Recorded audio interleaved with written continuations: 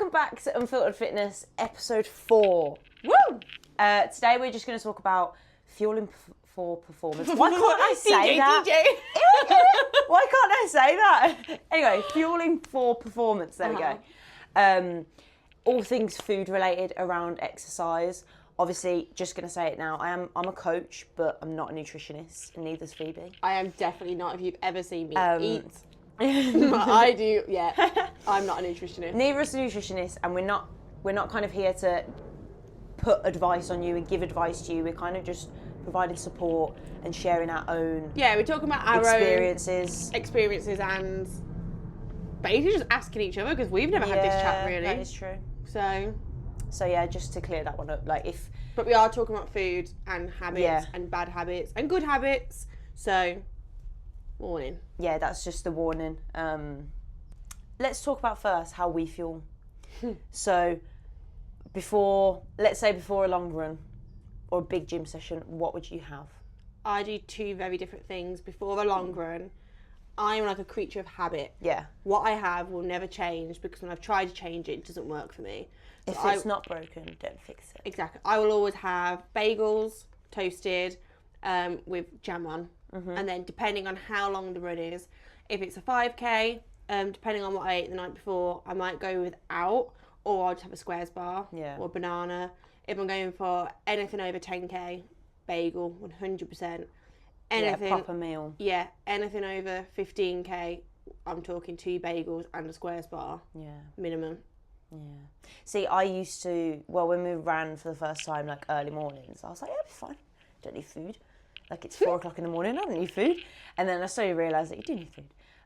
So I have Weetabix. It's my ride or die. I eat Weetabix every single day.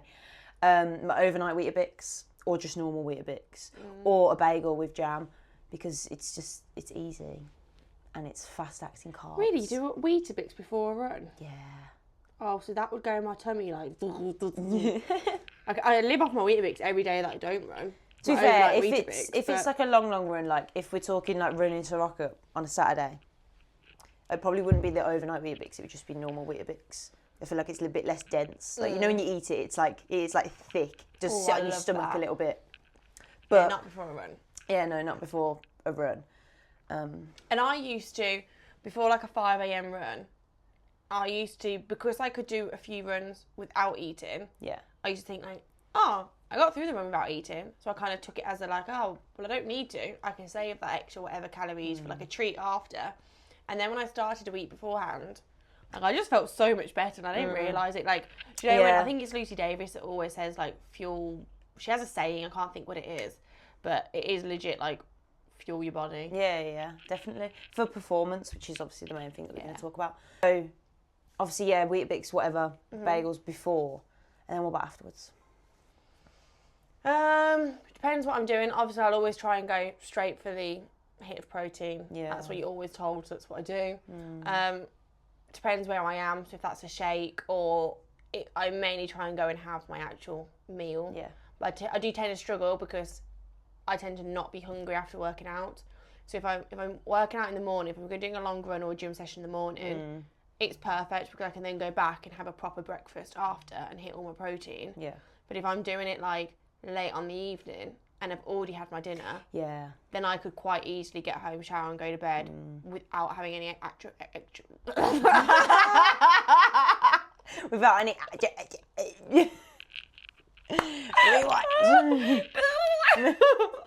Try that again. I could quite easily go to bed without having anything additional. I had to use a different word though, just in case. So sometimes I have to really actively think, no, get protein in after. Yeah. But then also sometimes I think, am I just eating too much protein for the sake of protein, and then my calories are going sky high? Depends what protein you're eating, to be fair. There is a lot of low calorie protein stuff now, especially. But it's not. I love a grenade protein bar. Yeah. Anyone that knows me knows I will have a grenade protein bar with me for emergencies. Yeah. I know I've got some in my boots, no matter what, in the car, some in my driver's side, just in case. And then every gym bag, I've got one. And when she goes out on a night out, there will be one in her bag. Yeah. Do you know what? That's tactical though, because if I go on a night out and have a few drinks, which is rare, doesn't happen often, but when it does, I like to enjoy myself. If I've got a grenade bar, I'll eat that rather than going and have a dirty kebab. Yeah. And regretting it in the morning, because the grenade bar I will equally like enjoy just as much. Really? Yeah. I can't say I'd agree. Like, I love grenade bars, but compared to like that food when you're that pissed. Nah, see, I am, when I say a chocolate holic, if I was to be banned from chocolate, that would be the end of the world for me, yeah. So give me chocolate whenever, then add it to protein. No. Yeah. What was I gonna say? Have you ever seen that thing like, on TikTok, social media, whatever? And it's you must eat protein 30 minutes after your workout, and if you don't, then you've lost all your gains. It's not effective. Yeah. There's no point even eating it. Don't listen to that, please. It's just I believed it for such a long time. So did I. So the point where I would go with like a clear whey shake to the gym at like 10 o'clock. Like I'd do quite late gym sessions back in the day, like 9 till 10. And I'd go with like a clear whey shake to like neck down. Yeah, literally. Just in case. And it's whether you eat protein within a minute or 10 hours, still has the same effect. Isn't it slightly less of an effect, but not enough? Really? No. If you're eating, let's say your protein goal is 150 grams a day, for example. As long as you eat the 150 grams a day consistently. But doesn't it aid recovery slightly quicker? It might aid recovery, but if your goal is to like constantly build the muscle or gain the strength, it's not going to affect it. Like, how much protein do you aim to eat a day? I don't track. Don't really. Oh, so this is where we're different now. You don't track. Yeah, I try and track. I've never really tracked, to be honest. Like, one, because I find it a fat pain. Like, I've eaten the food, and then, like, obviously, you know, you can scan the barcode and stuff on my fitness pal. I've thrown a wrapper. You have to pay for that. I've thrown a wrapper. I do, yeah. Yeah, like, I know it's expensive because I don't pay for it. It's not cheap. It's like spenny. But by the time I've got to that, I've thrown a wrapper in the bin, and then it's just like, I've got to enter it all then individually. Then I think if you've got to pay to scan it, then you've got to pay for your macro breakdown.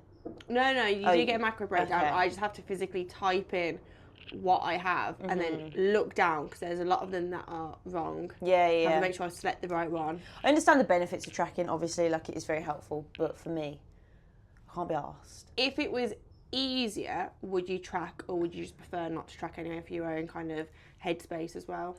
I might do, but probably if it was easier, yeah, because the main reason is I just can't be asked to input it all. Like, I don't measure, like, my food down to the gram. Like, no, I know people do, and that's absolutely fine. It goes towards your goals. I probably should, but I do, and Marcus I'm just not really that bothered. It with a passion. Because on the rare occasion that he cooks me, yeah, I'm saying it now. On the very rare occasion he cooks for me, and I'm like, if I'm trying to like be strict on my macros or I've got a kind of goal, and I'll say, look, can you try and keep it within this kind of thing? Or I'll send him a recipe saying this is what works. I know for a fact he hasn't. Yeah. Like, I see the pasta portion and he's like, I'm like, did you weigh it? He's like, yeah. And I can see it by eye. I'm like, oh, how much cheese did you put in there? Because, I don't know, just a handful. Yeah, just a bit. And it does, and he's always got an excuse for it. Like when he makes me a cup of tea, I have 1 sugar, normal, and 2 sugars if I'm sad. Yeah. And again, on a very, very rare occasion, he actually makes me a cup of tea. Yeah. It's always 2 sugars. He's like, oh, but you're a bit sad. I'm like, I'm not sad today. I'm happy. I need 1 sugar. I'm sad now because you did it wrong. So yeah, I get that. I measure everything and that's fine. Like if that's how you want to do it, and it does improve fitness goals, whatever. But at the same time, it's not the be all. Why can't we talk today? It's not the be all and end all if you don't do it. If you do it, obviously coming up to an ultra or any kind of big run, marathon, even a half marathon, you need your energy, and the easiest way to get that energy is through your carbs and rest the week before. So obviously we was building up to our ultra, so it was quite a big build up of different kind of diet and different portions. Let's say like protein was kind of put on the backbone for a little bit, and it was more carbs for that fuel. So obviously your body might change a little bit, and it might change a little bit afterwards as well. But that's what I'm going into, like understanding in different training phases how your body's going to look different.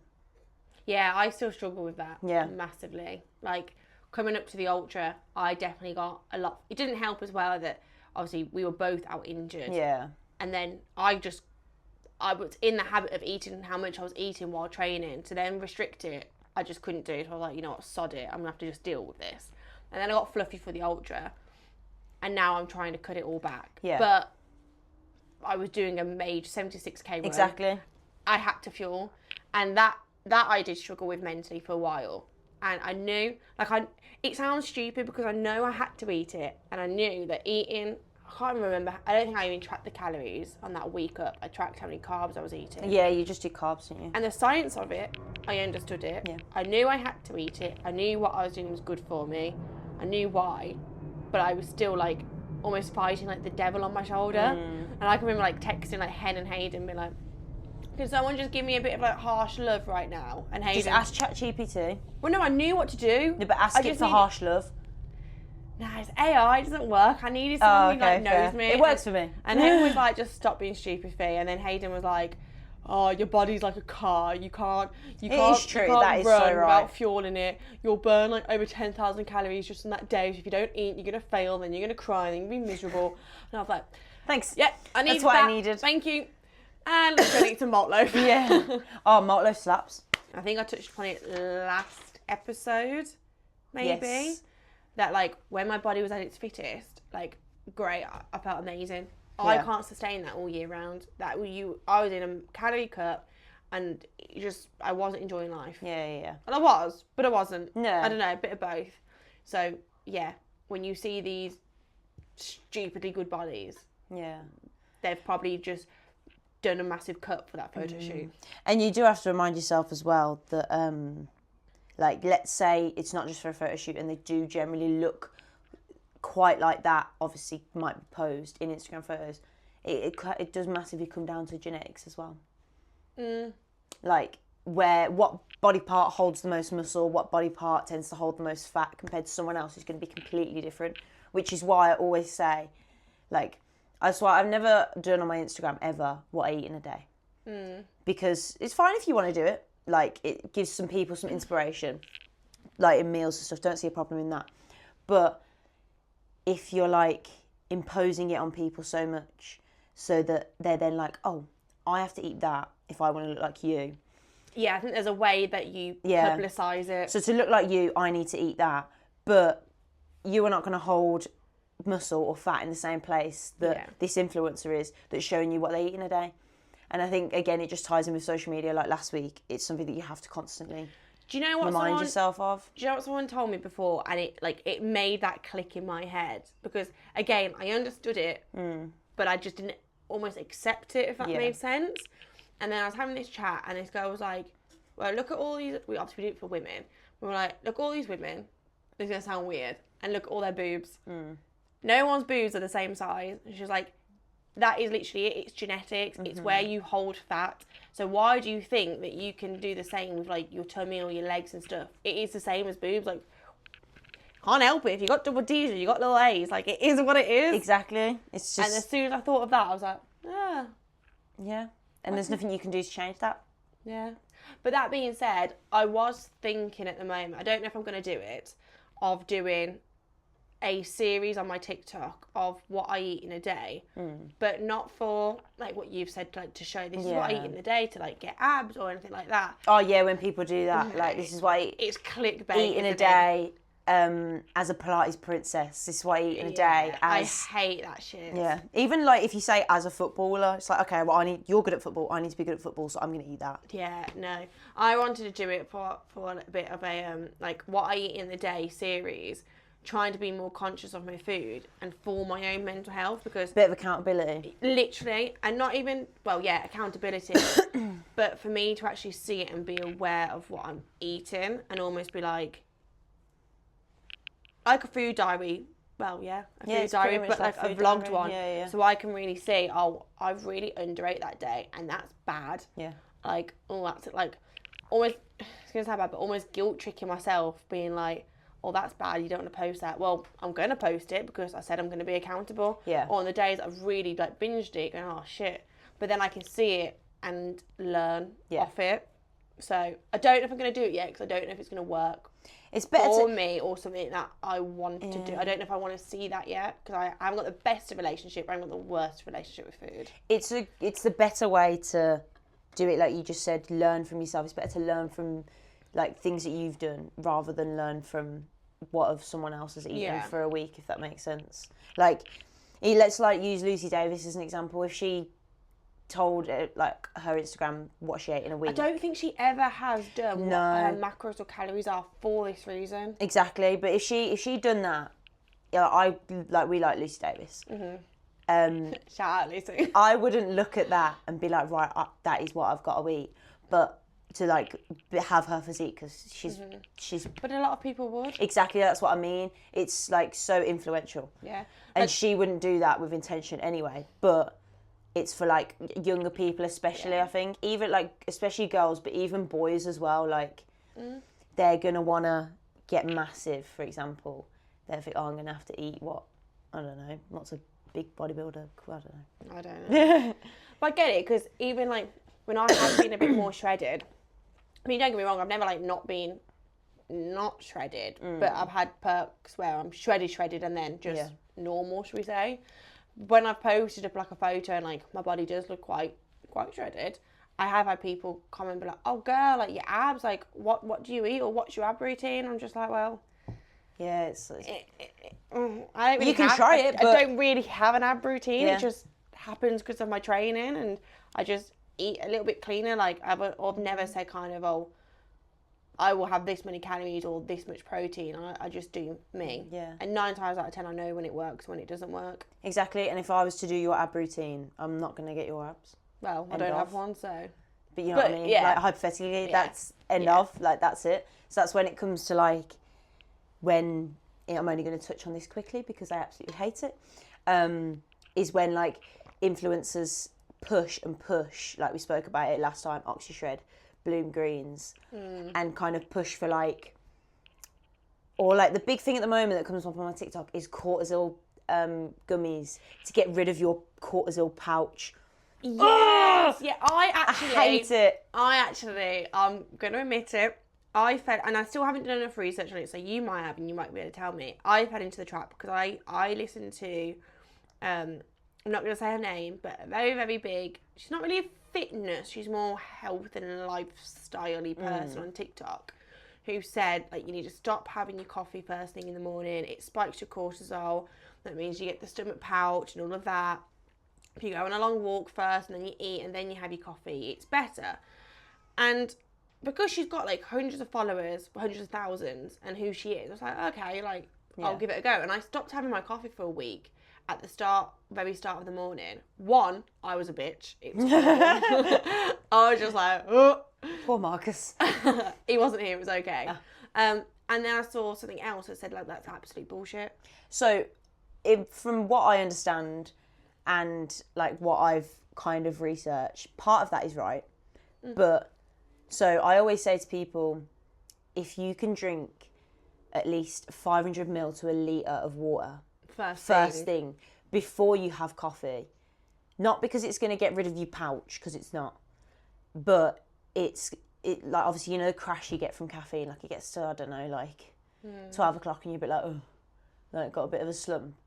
You're not as likely going to get that, because I can't remember exactly what it was, but it was like, if you drink that much water before your caffeine, you're obviously more hydrated, because coffee dehydrates you.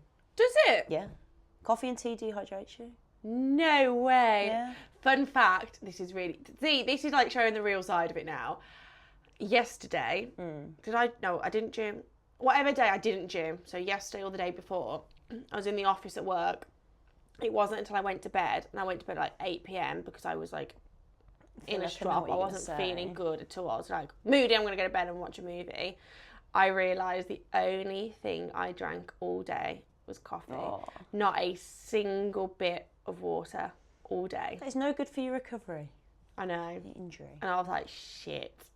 You do get days like that, though, to be honest. Like, you do get days where, to be fair, the most times I do that, obviously don't drink coffee, but like if I just don't drink a lot of water, is when I'm not at work. Like when I'm just at home and just like chilling away. I'm like, oh, I haven't had a drink. This is my first bottle of water today. I've had like filled that up God knows how many times, and then I've had the massive like Evian bottle as well. I don't know how people do it. I really struggle to get water in. Like you said, if I'm doing something which will encourage it, like now, because I want to keep drinking, I will drink it. Yeah. But like all day, I remember at school, like I used to go and do the whole school day, and my bottle was going full. Like I don't get thirsty, not at all. Where Marcus is like the complete opposite. He just guzzles and guzzles and guzzles. Like you never see him without a drink, and I see it and I'm like, nah. Yeah. I don't know what it is. I do need to get better at drinking more. But when I'm running, I drink loads because I know I need it. Yeah. But now, because I'm not running at the moment, it does make me need to go to the toilet every like 20 minutes, so it's so bad. Bit like Neil. Shout out to Neil. What happened to him on the fun run? So, red flag and green flag, all nutrition. I feel like I want the flags. Oh yeah, we should have done that. Use that. Red rose. What green? Red, green. Okay, red flag. Give it to me. No, you're not going to like tell me. I've got to guess. Oh, okay. Yeah, that's more fun. Yeah, like Mr. or Mrs. Right, okay. No carb diets. I don't remember which one it was. Red flag. Why? No, I'm joking. It's not a quiz. I'm so excited over this. Dependent on your goal, okay? Like if you're a runner, no carbs. It's just stupid. Yeah, you'll get injured. Stupid. You'll get injured, like everything. But let's say it's to lose weight. It's not a sustainable way to lose weight. Just do your research, okay? Carbs aids energy. Yeah. Because I can talk from personal experience when I've tried to keep my carbs low. I have been tired on all my sessions. And then I think it's when we were high rocks training and you were like, girl, you need to up those carbs. I was then like, woo, during my sessions. Okay, next one. Eating for recovery. Green flag. Yay! I hate how much I have to think about it. Yeah, eating for recovery, obviously. Let your muscles recover, your body recover. You'll be able to perform better. I think ours is majority all based on performance, which is... And you've earned it. Like, I love nothing more. I mean, we literally run and we call ourselves Cake Club. Yeah. So run for Cake Club. Yes, you can't or you shouldn't eat cake after every single run. But if you want to, you can. Yeah. It depends what your goals are. But there is nothing more than I love. Is that sentence right? There's nothing. Yeah, there's nothing more than I love after you've done a Sunday run or something. You've done like a really good distance, whatever you call a good distance. And you get to go for a treat. Yeah. And I'm just like bit of sugar to bring your energy levels back up. Obviously, carbs in it. Pastries. We love going to medicine. I love a pastry. And do you know what? If I didn't, before running and training so much, I would have looked at that being like, I can't eat it. Yeah. But since running and changing my mindset to being like, not that I've earned it, but changing my mindset to being like, that's good. You've ran loads. You need to fuel your body back up. Yep. It's not going to hurt you. You've literally earned it. Like, eat it. Go for it. I've become a lot better with what I eat. But I also think if you haven't done a run, for example, and you want a medicine, you want to go to medicine bakery, get whatever, you can also do that. Obviously, if you had that all day, every day, then not going to end in a good way. But if a random Saturday or whatever day, you go, oh, I really want a brownie, have the brownie. I've had 3 slices of birthday cake this week. Do feel guilty for it. I can't lie. I will admit that. But, yeah, it is what it is. I felt sad all week, so I'm going to eat it, and I've enjoyed it. Did get food guilt after, but I'm learning to just, you know what, it's deal with it. Yeah. Like, you wanted it. I'm not going to do it every single day. Yeah. Continuously, but it was my dad's birthday, and there's birthday cake. So it's a celebration. You don't have keep eating it. You shouldn't have to feel like you have to say no or go around it. Like, it's a celebration. Do you ever get food guilt? Green flag, red flag. Oh, are you asking me if that's a green flag or a red flag? Yes, and answer it. Okay, well, food guilt. I think it's a red flag if you say food guilt. I don't really get food guilt. I've always.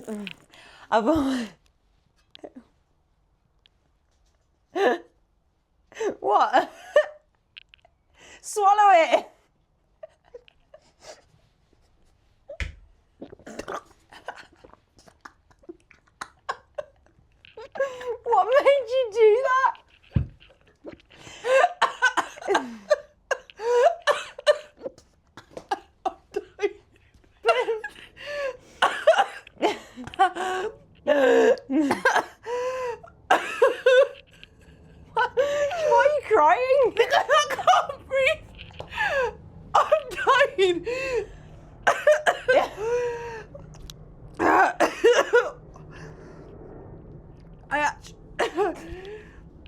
go the wrong way. I actually thought I was going to be sick on camera.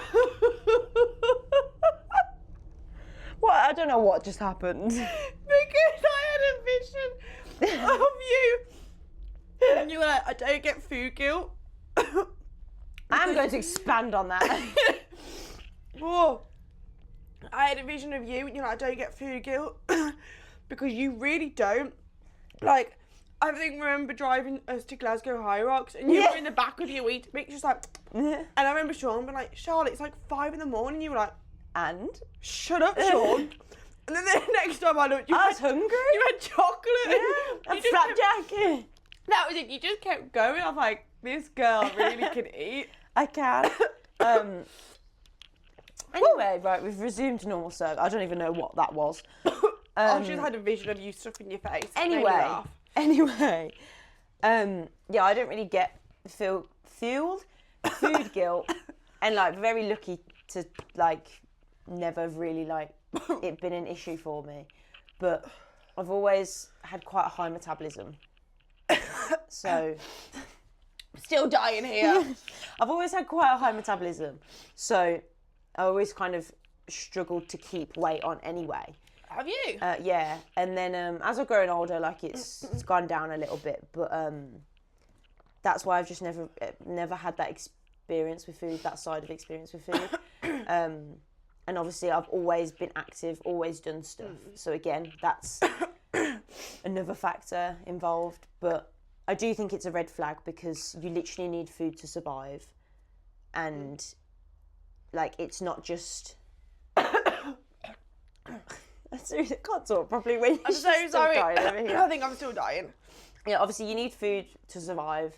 Like it shouldn't be seen as like a guilt, which I know is very easy to say, but it is seen as a guilt. And obviously you mentioned it before about you said like you felt guilty for eating that cake, whatever.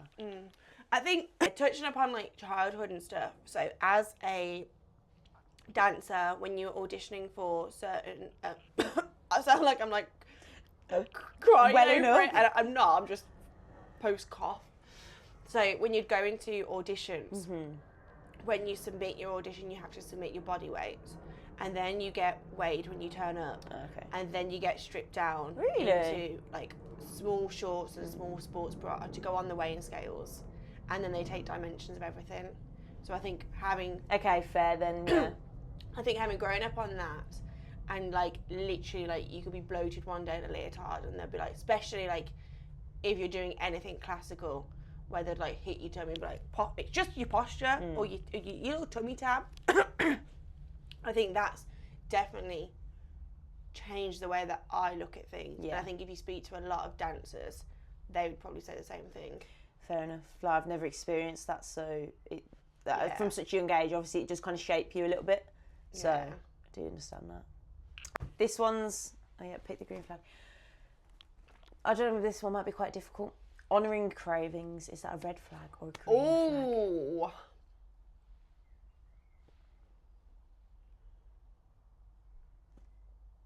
No, neither. Yes!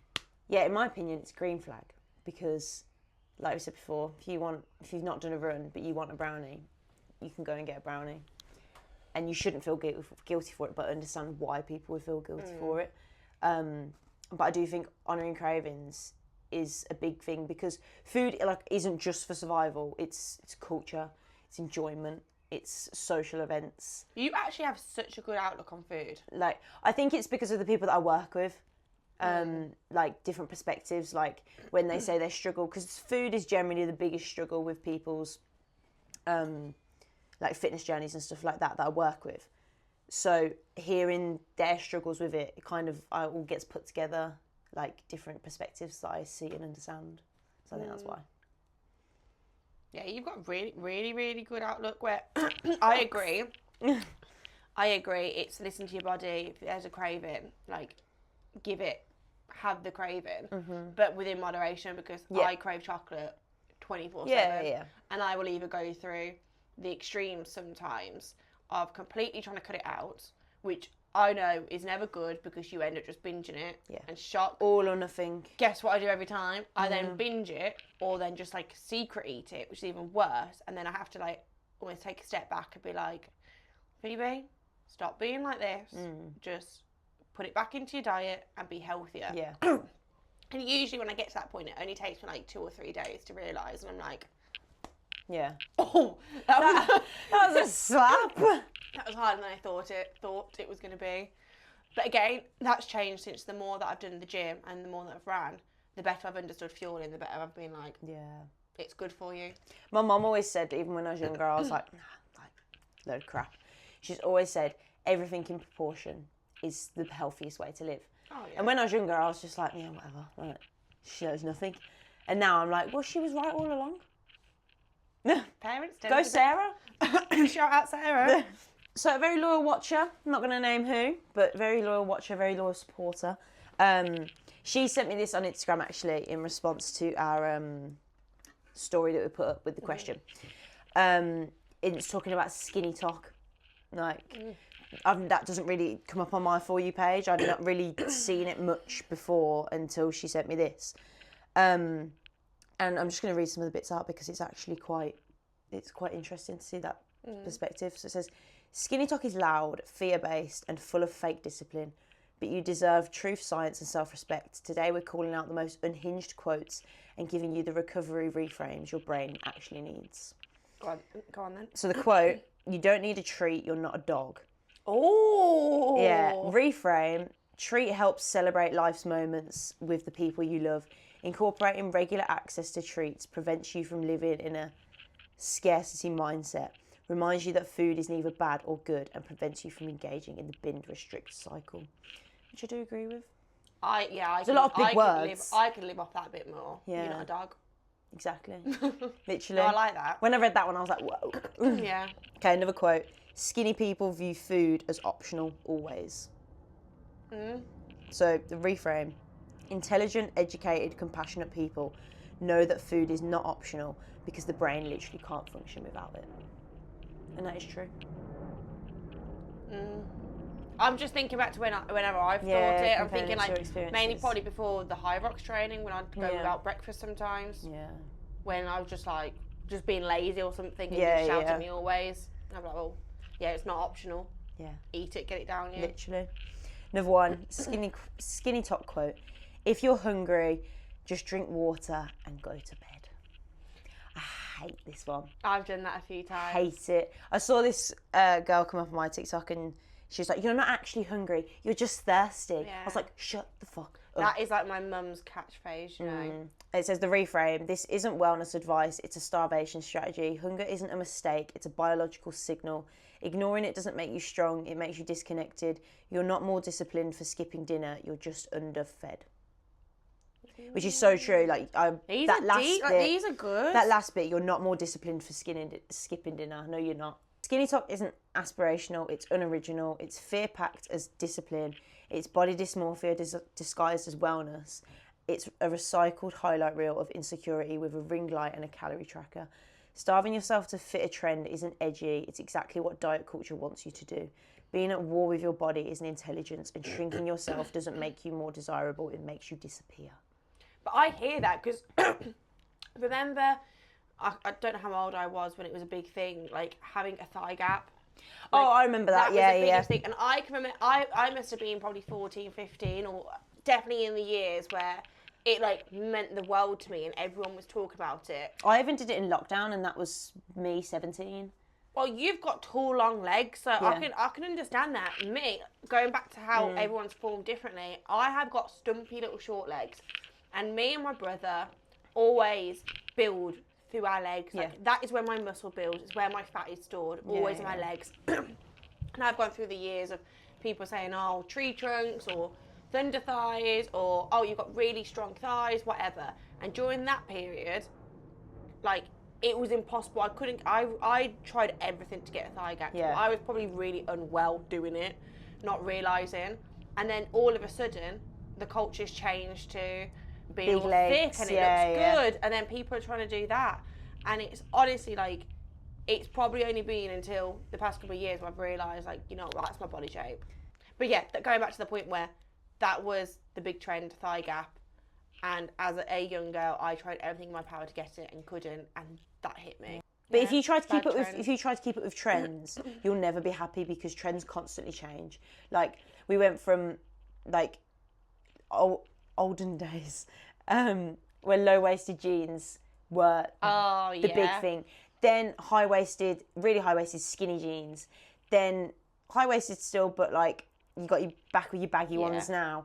And then it's gone back to low-waisted. If you try and keep it with any trend, you're going to be the most unhappy person in the world. But I think it's the same for food. That's what I mean. Food trends. Yeah, definitely. Oh, yeah. There's food trends like matcha at the moment. Yeah, I've never tried it. I have tried it. I don't really like drinks like that. I've tried it a few times to try and get into. And again, I don't know why I'm trying to get into it. Yeah. I am more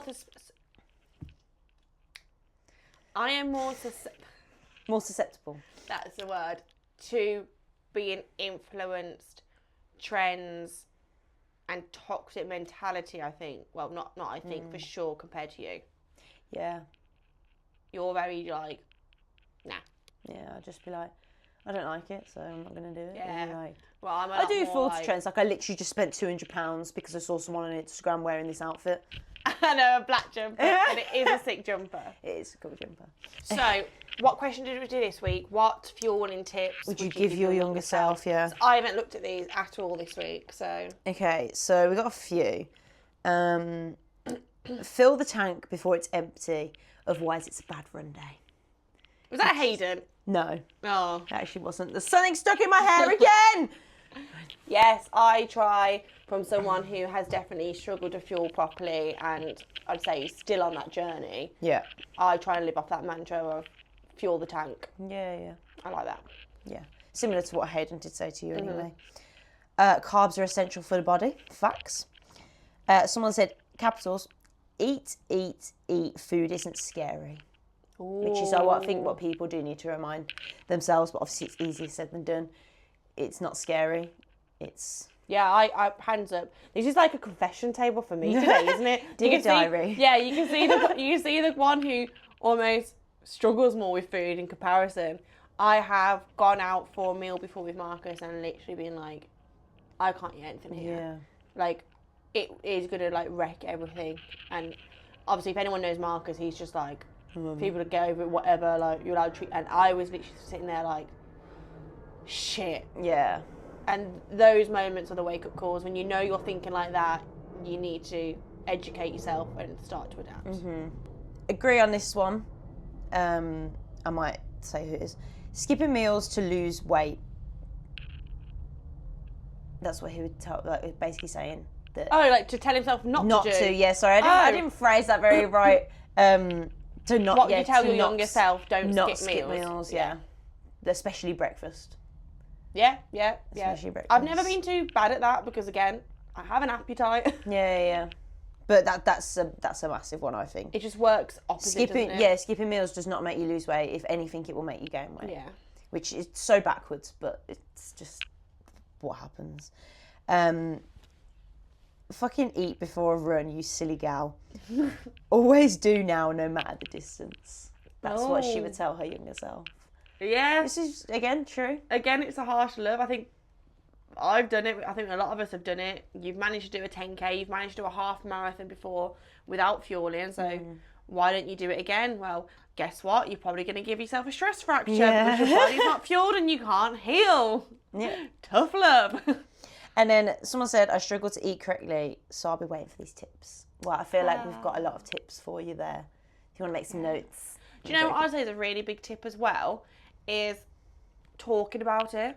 Yeah. Like, understand it. Like, definitely. I've got better since talking about it with you to realise, oh, actually, like, that's not healthy, Phoebe, and I didn't realise it. Or, you know what? Like, Charlotte canes her carbs in the morning. I should do that too. Yeah. This is a good one, which I really agree with, but it's very hard to come to terms with. Your body isn't meant to look the same in every training session. Not even training phase, training session. Especially for women, week by week, your body's going to feel and look different just because of the hormone fluctuations. And again, different for each person. Whether you're on your period, whether you've just come off your period, whether you're coming up to your period.